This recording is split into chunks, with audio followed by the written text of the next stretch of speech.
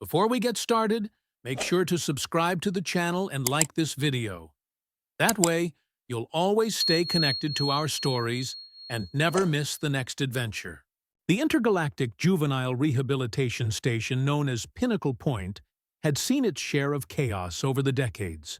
Floating in a stable orbit around a pale green moon that nobody had bothered to name, the facility housed young offenders from at least 30 different species, all serving out community service sentences for crimes ranging from petty theft to, and this is important, excessive enthusiasm during sporting events. Which brings us to the Ozath Cubs. Now, Ozath were what humans might describe as bear people, except that description would get you punched by an actual Ozath, because bears were apparently much smaller and significantly less impressive. Standing anywhere from 6 to 8 feet tall, even in their juvenile forms, covered in thick fur that ranged from golden brown to deep amber, and possessing strength that could bend titanium support beams, the Ozath were not a species you wanted to anger. They were also, unfortunately, a species whose cultural translation matrix had some, let's call them gaps. 6 of these cubs currently resided in Pinnacle Point's juvenile wing.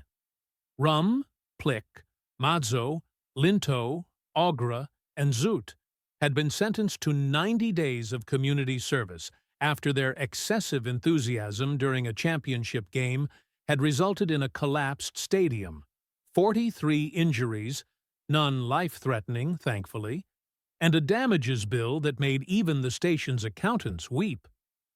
The Cubs hadn't meant any harm. They'd simply gotten excited when their team scored, and when Ozath get excited, structures tend to suffer. But let's talk about the real protagonist of this story.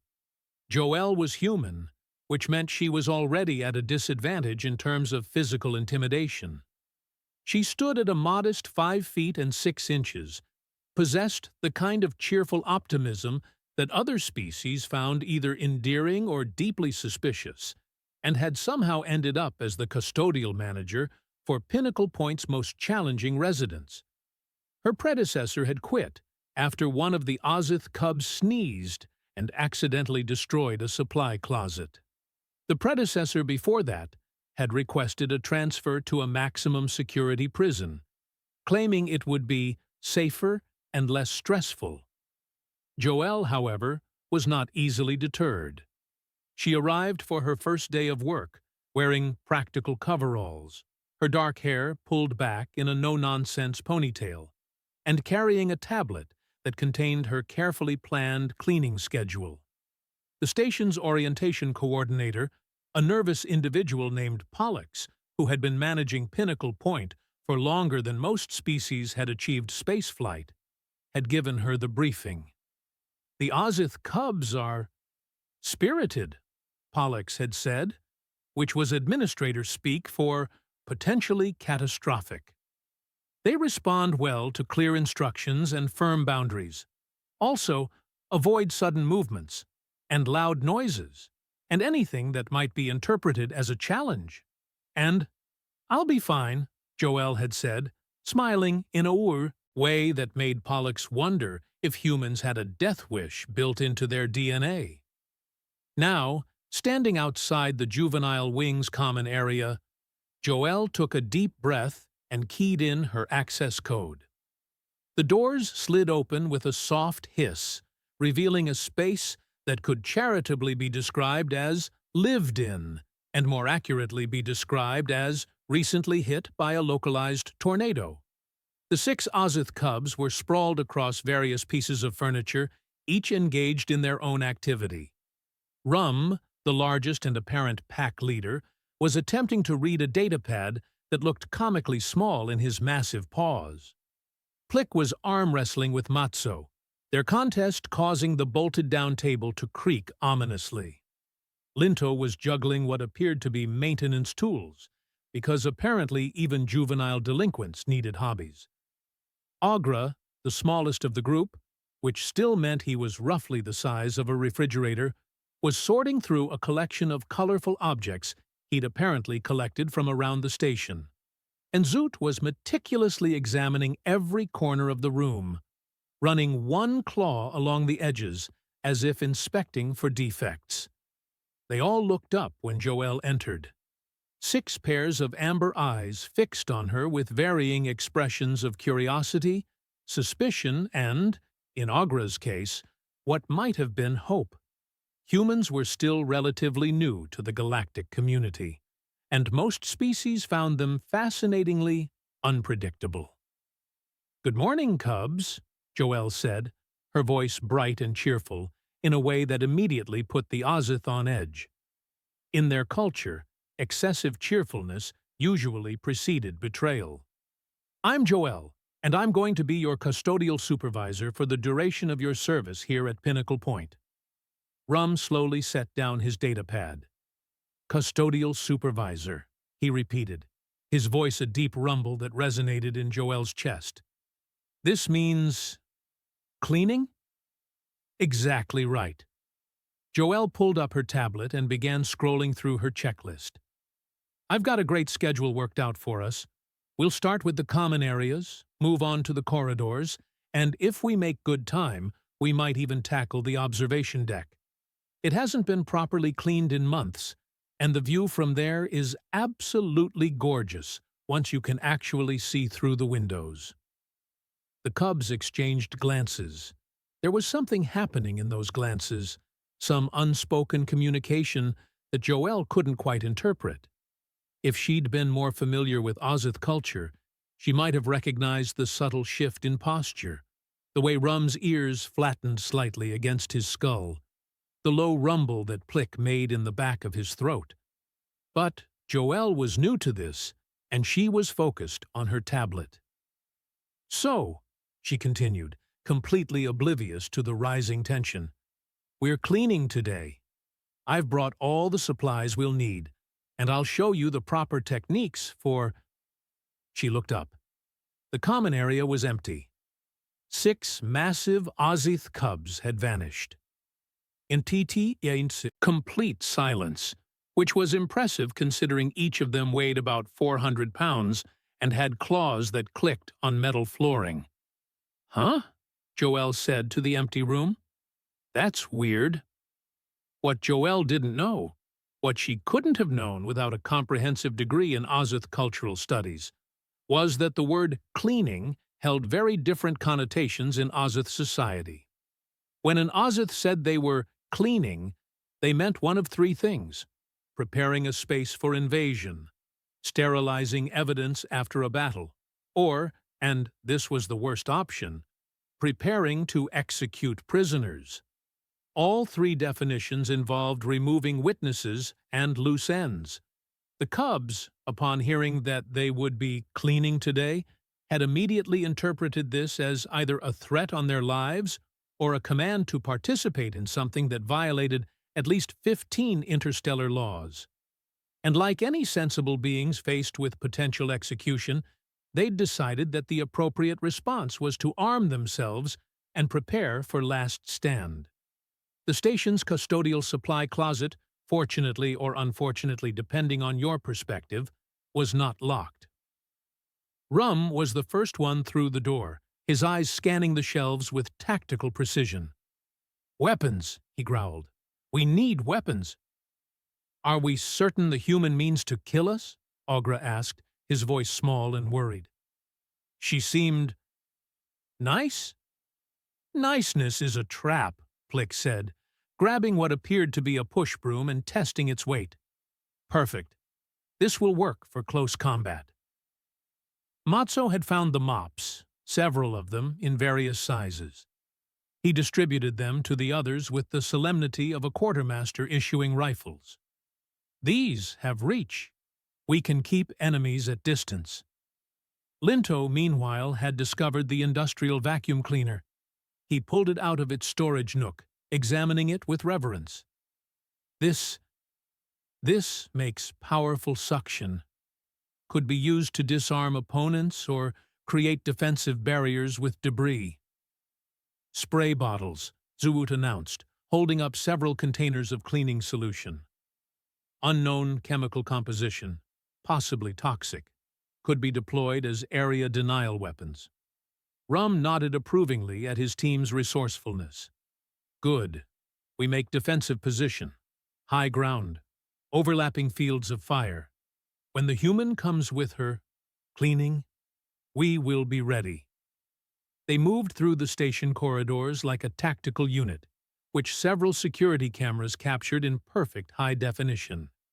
In the security office, Osmil, a four-armed insectoid who'd been working station security for the past 8 years, watched the footage with growing concern and, it must be said, a certain amount of amusement. "Should we alert someone?" his partner asked. Osmil's mandibles clicked thoughtfully. Alert them to what? That the Ozath cubs have armed themselves with mops? They look pretty serious about those mops. They look serious about everything. It's an Ozath trait. Osmil leaned back in his chair, 2 of his arms crossed, while the other 2 operated the security console. Let's give it a few minutes. I want to see where this goes. The cubs, meanwhile, had reached the station's main atrium, a large open space with high ceilings and multiple levels connected by ramps and stairs. It was, from a defensive standpoint, an excellent position. Multiple exits, good sight lines, and plenty of furniture that could be repurposed as barricades. Which is exactly what they did. Cleaning carts were overturned and stacked. Benches were dragged into position. Decorative planters, carefully emptied of their plants because the cubs weren't monsters, were arranged to create choke points. Within 15 minutes, they'd transformed the peaceful atrium into something that resembled a fortification. Rum stood atop the highest point, a pile of mop buckets that would have been comical if he hadn't looked so deadly serious, wielding his push broom like a battle staff. The others took up positions around the barricade, their cleaning implement weapons held ready. "When the human comes," Rum said, his voice carrying the weight of command, "we demand answers. We demand to know what crimes we have committed that require cleaning. We demand trial by combat, if necessary." "Trial by mop," Plick added. "Trial by mop," the others echoed solemnly. Back in the common area, Joelle had finished setting up her portable music player and was humming along to something upbeat and cheerful. She'd organized her cleaning supplies into efficient categories, laid out her color-coded schedule, and was just starting to wonder where the cubs had gotten to when her comm unit beeped. She tapped it. "Hello? Joelle, this is Osmil from security. Just wanted to give you a heads up. Your cubs have barricaded themselves in the main atrium. They appear to be armed with custodial equipment and are preparing for some kind of last stand." There was a pause. "I'm sorry, what?" "The Ozath cubs. They've taken mops, brooms, vacuum cleaners, and spray bottles from the supply closet and have constructed a defensive fortification in the main atrium. Thought you should know." Joelle blinked. Then she started laughing. Not nervous laughter, but genuine amusement. "They what? With mops?" "Very serious about the mops. Rum is standing on a pile of buckets like he's defending the last stronghold of his people." "Oh my God," Joelle said, still laughing. Okay. Don't send anyone else. I'll handle this." "You sure? They look pretty determined." "Osmil, they're armed with cleaning supplies. I think I can manage." She disconnected the comm and grabbed her tablet, shaking her head with a smile. "What have I gotten myself into?" The walk to the main atrium took about 5 minutes. Joelle could have hurried, but she got the sense that whatever was happening, rushing in probably wouldn't help. She'd worked with enough troubled youth in her previous positions to know that fear and misunderstanding often looked like aggression, and aggression usually required patience rather than force to diffuse. Still, she had to admit, she wasn't quite prepared for the sight that greeted her when she entered the atrium. The cubs had really committed to their fortification. The barricade was actually impressive from an engineering standpoint. Stable, defensible, with clear sightlines and fallback positions. Rum stood at the highest point, backlit by the atrium's skylight, looking every bit the warrior defending his territory. The others were positioned around the structure, their makeshift weapons held with surprising competence. It would have been intimidating if those weapons weren't mops and brooms. "Well," Joelle said, stopping a safe distance from the barricade and putting her hands on her hips, "this is new." Rum pointed his push broom at her. "Human, we demand answers." "Okay, I can do answers. What do you want to know?" "You said we are cleaning today." Rum's voice echoed through the atrium. "We demand to know what crimes warrant such action. We demand to know who we have offended. We demand—" Whoa, hold on." Joelle held up her hands. "What do you think cleaning means?" The cubs exchanged confused glances. "Cleaning is—" Plick started, then seemed to struggle with the words. "Cleaning is what you do before executing prisoners, or after winning territory in battle, or when you must erase evidence of—" "Oh no," Joelle said, understanding dawning on her face. "Oh no, you think— Okay, we've got a serious translation problem here." She sat down, cross-legged, right there on the atrium floor about 20 feet from their barricade. From her bag, she pulled out a sandwich she'd packed for lunch and unwrapped it calmly. The cubs stared at her. "What are you doing?" Agra asked, his curiosity overcoming his caution. "Having lunch," Joelle said, taking a bite. "Because this seems like it might take a while, and I get cranky when I'm hungry." Rum lowered his push broom slightly, clearly confused by this non-threatening behavior. In Ozath culture, enemies didn't sit down and eat sandwiches in the middle of confrontations. Enemies attacked, or retreated, or negotiated from positions of strength. They didn't snack. "You are not concerned that we are armed?" Rum asked. Joelle looked at the array of mops, brooms, and spray bottles, then back at her sandwich. "Should I be? Those are cleaning supplies, not weapons." "Everything is weapon if you are determined enough," Plick muttered. "Fair point," Joelle conceded. "But here's the thing. When humans say cleaning, we don't mean executing anyone or erasing evidence or preparing for battle. We mean making things clean, removing dirt, making spaces nice to live in. That's it." Zoot's grip on his spray bottle loosened slightly. "Making things nice?" "Yeah, like, see how dusty that window is?" Joelle pointed to one of the atrium's large observation windows, which was indeed covered in a film of grime. "Cleaning would mean wiping that down so you can actually see the stars through it. Or mopping the floor so it's shiny instead of sticky. Organizing supplies so you can find what you need. Stuff like that." The cubs huddled together, their voices dropping to low rumbles as they conferred in their native language. Joelle took another bite of her sandwich and waited patiently. Around the atrium's upper level, she could see station staff gathering to watch the spectacle. Someone had a camera out. Osmil waved at her from the security office window. After a moment, Agra separated from the group and approached cautiously, still holding his mop. He was the smallest, which meant he only towered over Joelle by about 2 feet.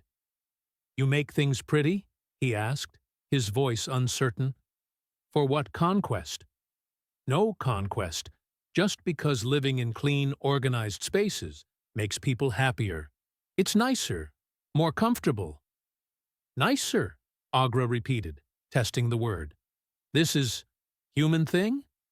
"It's a lot of species thing, actually. Most beings like clean environments. Makes you feel better." Agra considered this, then turned back to the others. "She says cleaning is for feeling better, not for killing." "Suspicious," Madzo called out. "Why would making things shiny make anyone feel better?" Joelle finished her sandwich and stood up, brushing crumbs from her coveralls. Okay, here's what I propose. I'll clean one small section of this atrium, just that corner over there, and you can all watch. If you still think I'm trying to execute someone or prepare for battle after watching me clean, I'll request a different assignment, and you'll never have to see me again. Deal? The cubs conferred again. This time the discussion was longer, more animated. Finally, Rum nodded. We accept these terms, he announced formally, but we keep our defensive implements. Your mops and brooms? Sure, keep them. Joelle walked back to retrieve her cleaning cart, which she'd left near the atrium entrance. She wheeled it over to the designated corner, making sure she stayed in full view of the barricaded cubs. What followed was possibly the most theatrical cleaning demonstration in the history of interstellar custodial management. Joelle started with the floor, showing them how to properly wring out a mop and apply it in smooth, overlapping strokes. She narrated her actions like a performer, explaining each step. See? You get the mop damp, not soaking, just damp, and then you work in sections. The goal is to pick up the dirt and grime, not just spread it around. The cubs watched with intense focus, their amber eyes tracking every movement. She moved on to the window, using a spray bottle, which caused Zoot to grip his own spray bottle tighter, and a cloth to wipe away the accumulated grime. And spray bottles aren't weapons. They're just convenient ways to apply cleaning solution. You spray a little, wipe it clean, and boom, you can see through the glass again. As she worked, the section of atrium began to transform. The floor went from dull and slightly sticky to gleaming. The window went from opaque with dirt to crystal clear, revealing the gorgeous view of the green moon outside. She even organized a small shelf of supplies, arranging them by size and function. And then, because Joelle had always believed that joy was an important part of any job, she took a running start and slid across the wet floor, laughing as she glided several feet before coming to a stop. The cubs stared. She dances on the conquered ground, Zoot whispered, his voice filled with awe. Is this victory ritual?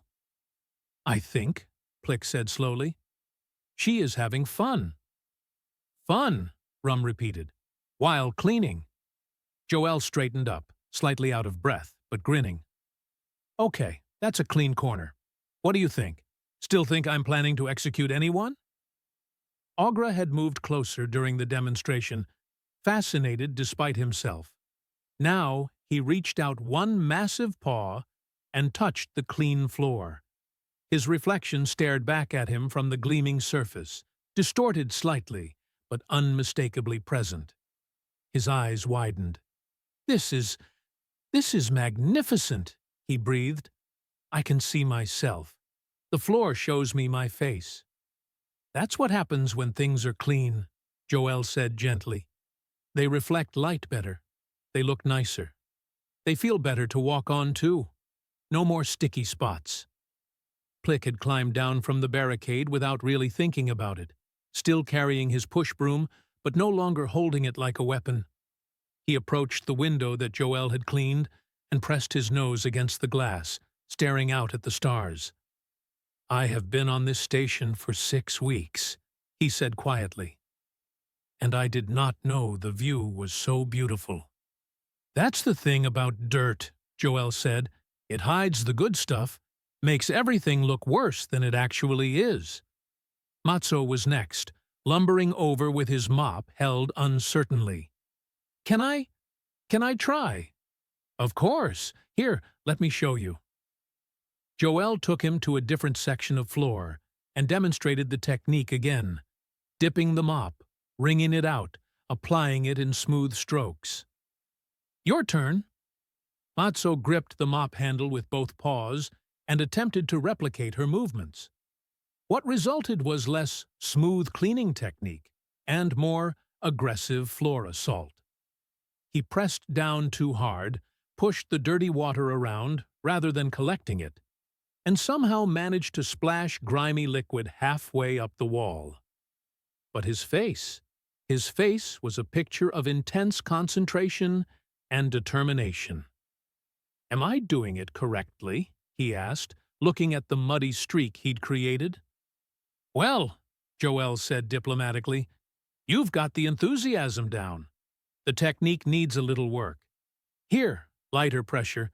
Think of it like petting something delicate, not wrestling it into submission." Matzo tried.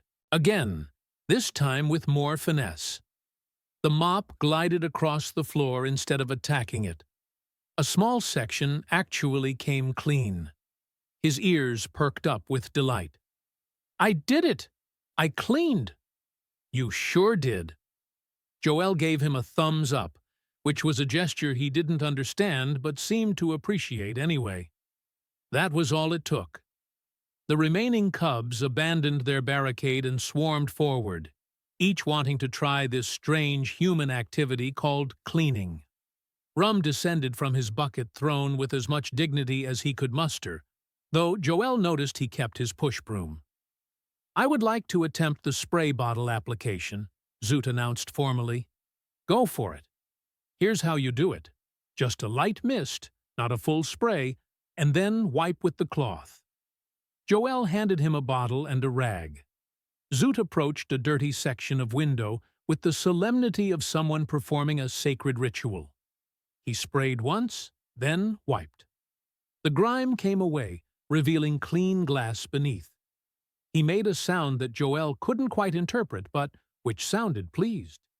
Then he sprayed again, and again, and kept spraying until the entire window was dripping with cleaning solution and everything within a 3-foot radius was thoroughly soaked.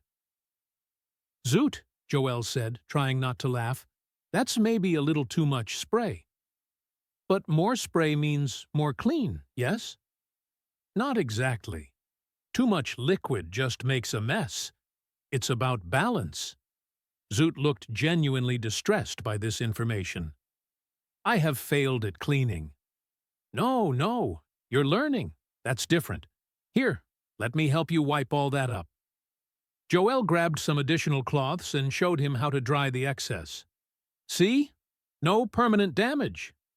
That's the nice thing about cleaning. Mistakes are easy to fix." Linto, meanwhile, had discovered the industrial vacuum cleaner. He'd plugged it in and turned it on, and the machine roared to life with a sound that made everyone jump. But Linto's expression transformed from surprise to pure wonder as he watched the vacuum suck up debris from the floor. "This is incredible," he shouted over the noise. "It consumes the dirt. Where does it go?"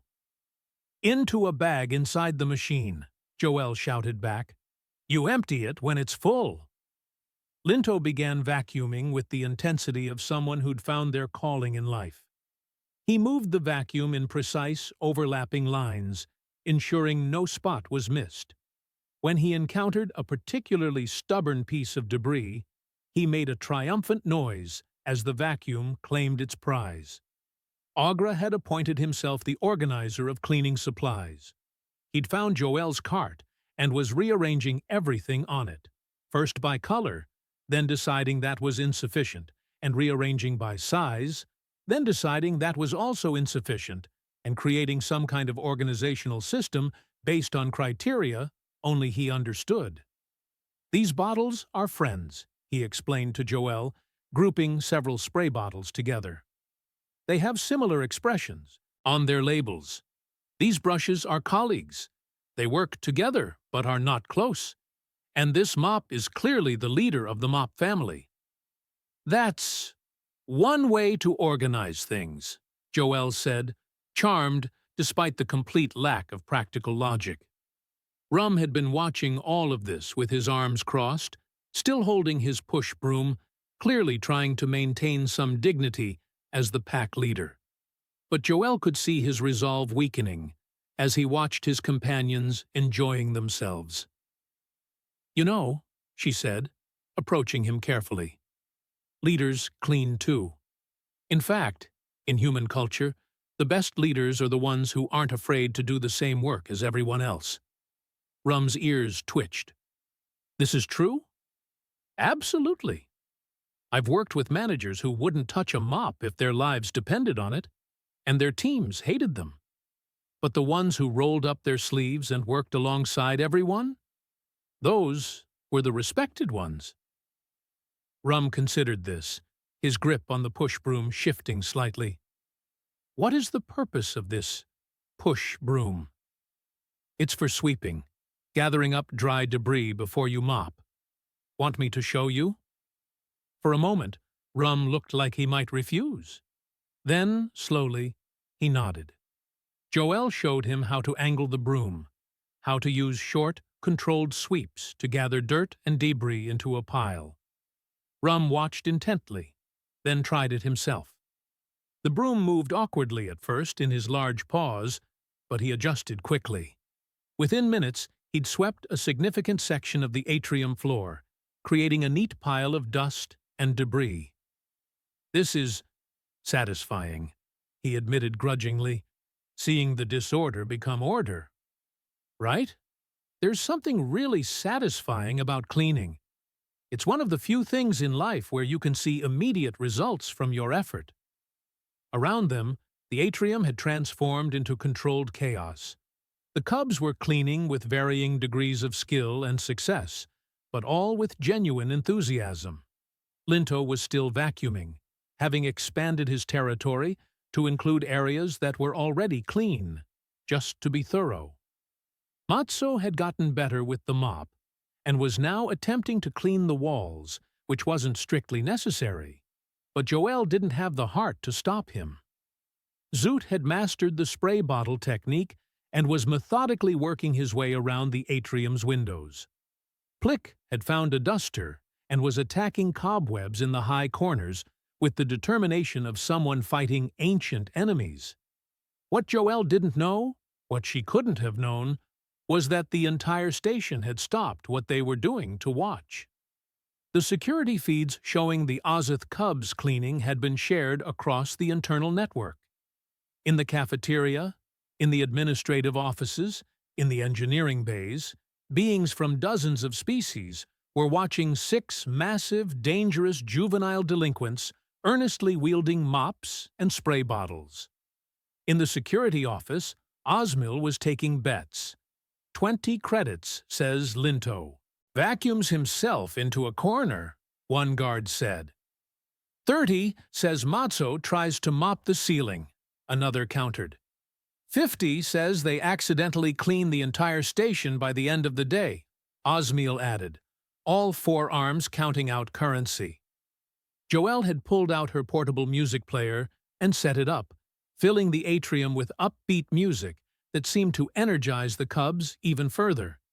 She moved between them, offering guidance and encouragement, occasionally rescuing situations that were about to go sideways. Agra, the cleaning solution doesn't need to be sorted by how friendly the labels look. But this one is smiling. That's just the logo design, buddy. Plick, the cobwebs are already gone. You can stop dusting that corner. But what if there are more hiding? Then we'll get them next time. Everything was going remarkably well, considering. The cubs were learning, the atrium was actually getting clean, and Joelle was starting to think that maybe, just maybe, this assignment wouldn't be a disaster after all. Which is naturally when Station Commander Ixmo decided to make an appearance. Ixmo was a Rheolian, a species known for their bureaucratic precision, their love of regulations, and their complete inability to understand the concept of letting things play out naturally. He was tall, crystalline in structure, and his voice had a perpetual tone of disapproval that suggested he'd been born finding fault with the universe. He strode into the atrium flanked by 2 security officers, his faceted eyes taking in the scene with obvious horror. 6 Ozath cubs, armed with cleaning equipment, the atrium in a state of active disruption, and a human custodial manager playing music like this was some kind of party rather than a correctional facility. "What?" he said, his voice cutting through the music and the sounds of cleaning. "Is the meaning of this?" Everyone froze. The music kept playing cheerfully, oblivious to the sudden tension. Ixmo's gaze fixed on Rum, who still held his push broom. "I was informed there was an armed standoff in this atrium. I was told the Ozath cubs had barricaded themselves and were refusing orders." "That was earlier," Joelle said, stepping forward. "We sorted it out. Now we're just..." Just? Ixmo's crystalline structure literally vibrated with indignation. "They are armed with custodial equipment. This is a clear violation of station protocols. Section 9, subsection 4, paragraph 12 states that juvenile offenders are not permitted to possess any items that could be construed as weapons." "They're mops," Joelle said patiently. "They're not weapons." "They have turned them into weapons. I saw the surveillance footage. They constructed fortifications." Rum stepped forward, his push broom held at his side now rather than in a defensive position. "Commander Ixmo, with respect, we did not understand. We thought cleaning meant—" "I don't care what you thought." Ixmo's voice had risen to a pitch that made several nearby beings wince. "I care about regulations. I care about order. I care about maintaining the authority and dignity of this institution." Ixmo gestured sharply at the security officers flanking him. "Disarm these juveniles immediately. Confiscate all cleaning equipment. This operation is shut down." The security officers looked at each other uncertainly. One of them was Osmil, who'd been watching the whole thing unfold with amusement. He made no move to follow the order. "Commander," Osmil said carefully, "with respect, they're just cleaning. They are armed and dangerous. They're armed with mops. A mop can be lethal in the wrong hands." Joelle stepped directly between the security officers and the cubs, her posture protective despite the fact that she was a fraction of their size. "Commander Ixmo, nobody is disarming anybody. We had a cultural misunderstanding. The cubs thought cleaning meant something completely different in their language. I explained what it actually meant. They've been learning for the past 2 hours, and they're doing great. This atrium is cleaner than it's been in months." "That is irrelevant."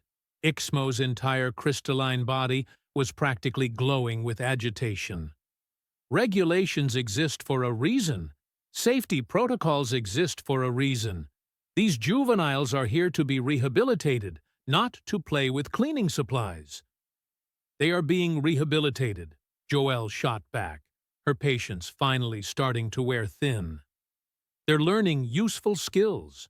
They're working as a team. They're taking pride in doing something constructive. That's literally the definition of rehabilitation." The cubs had gathered behind Joelle now, forming a protective semicircle around her. It was a reversal from earlier. Now they were defending the human rather than defending themselves from her. Rum spoke up again, his voice deep and measured. "Human Joelle taught us that cleaning is not violence. Cleaning is making things nice, making things better. We have been making things better." "I make corners very clean now," Zoot added. "Inspect them. They are extremely clean. And I organized all supplies by friendship compatibility," Ogra said proudly, which made absolutely no sense to anyone but him. Ixmo looked like he was about to have a crystalline aneurysm. "This is absolutely unacceptable. I am shutting this down right now. Security, remove the—" "Commander Ixmo." The new voice came from the atrium entrance, calm and ancient, and carrying the kind of authority that made everyone, including Ixmo, immediately fall silent. Pollux had arrived. The station administrator moved slowly. Pollux always moved slowly, being a species that measured their lifespans in centuries rather than decades. But their presence filled the space nonetheless. They were humanoid in the loosest sense, their forms seeming to shift slightly depending on the angle you viewed them from, as if they existed in more dimensions than most beings could properly perceive. "Administrator," Ixmo said, his tone immediately shifting to something more deferential. "I was just addressing a serious violation of—" "I know what you were addressing," Pollux said mildly. "I've been watching the surveillance feeds.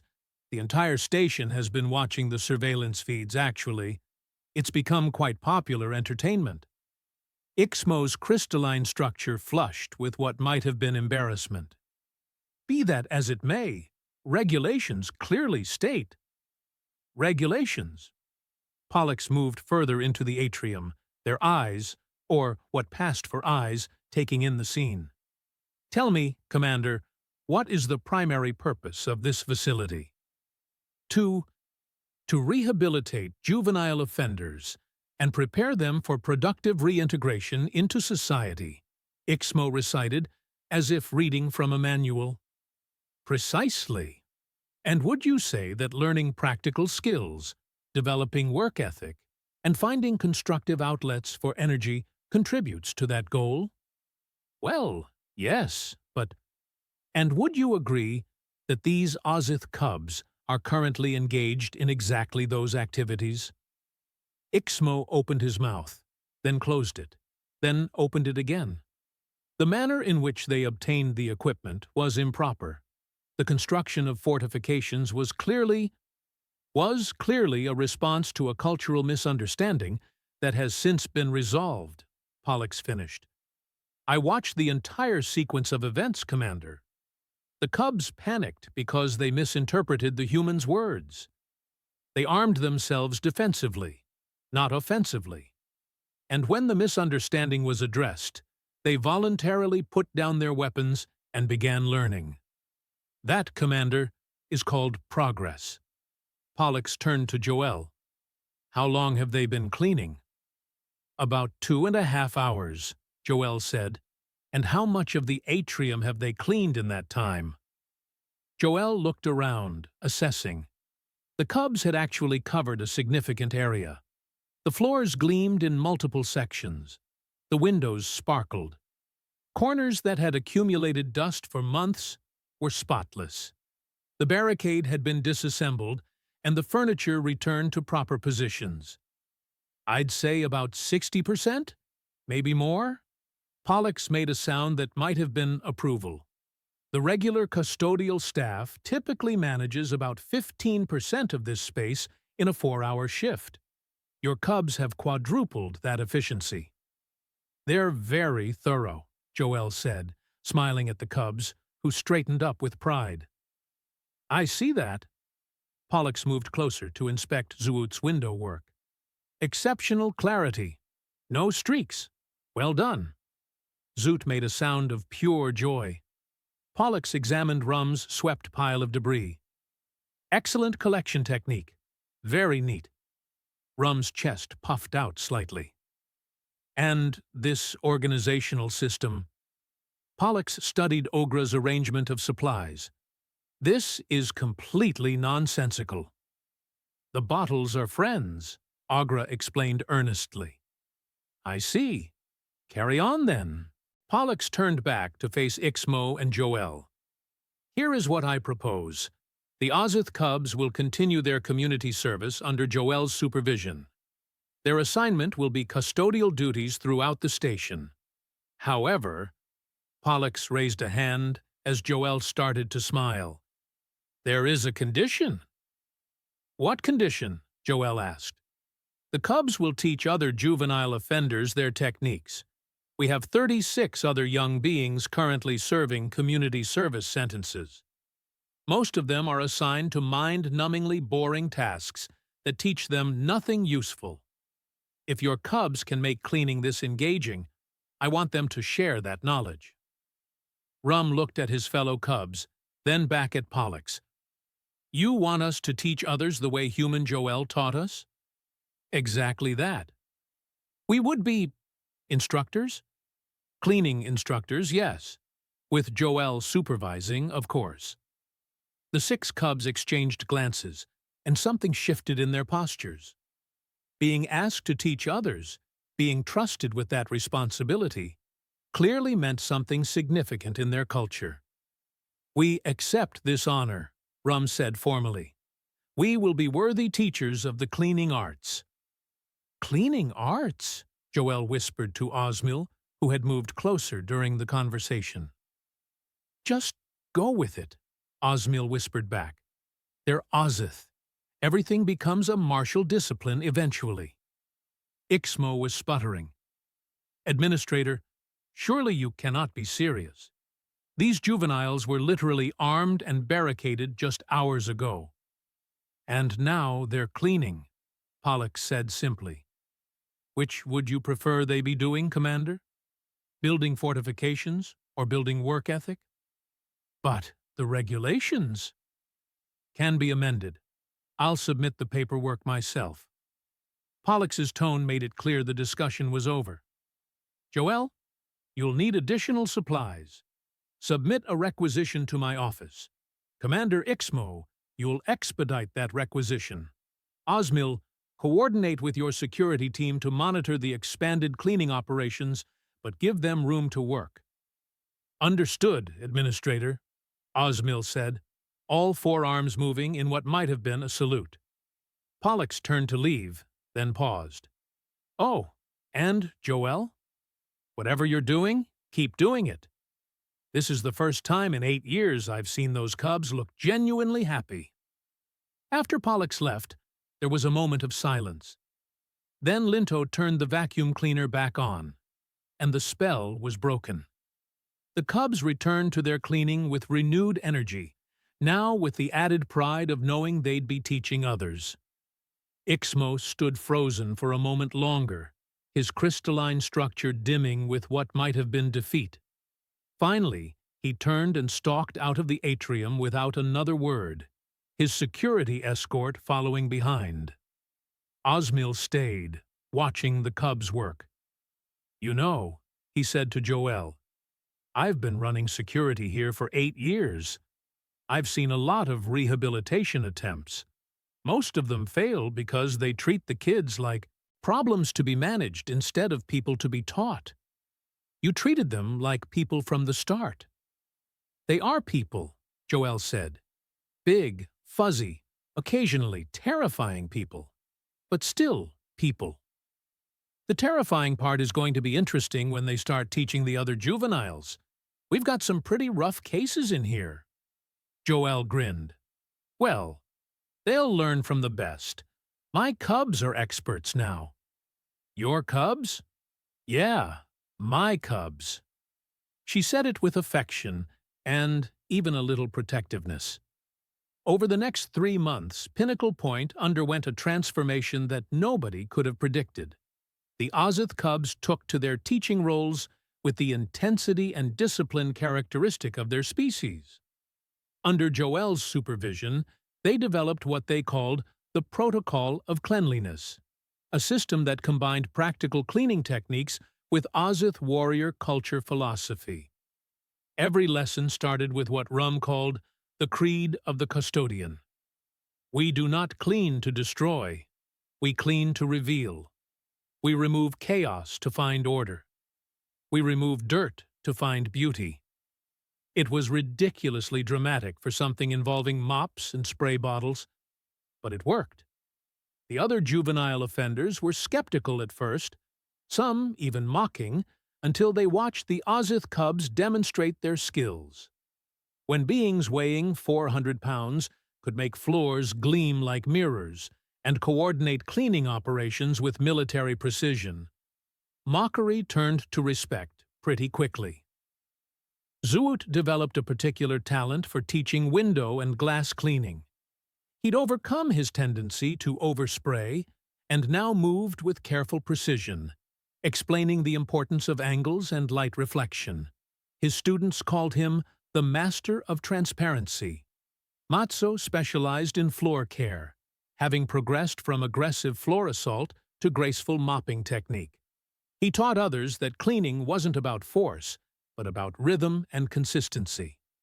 Linto became the vacuum specialist, treating the machines with the reverence usually reserved for sacred artifacts. He knew every model, every setting, every troubleshooting technique. His section of the training program was always over-enrolled.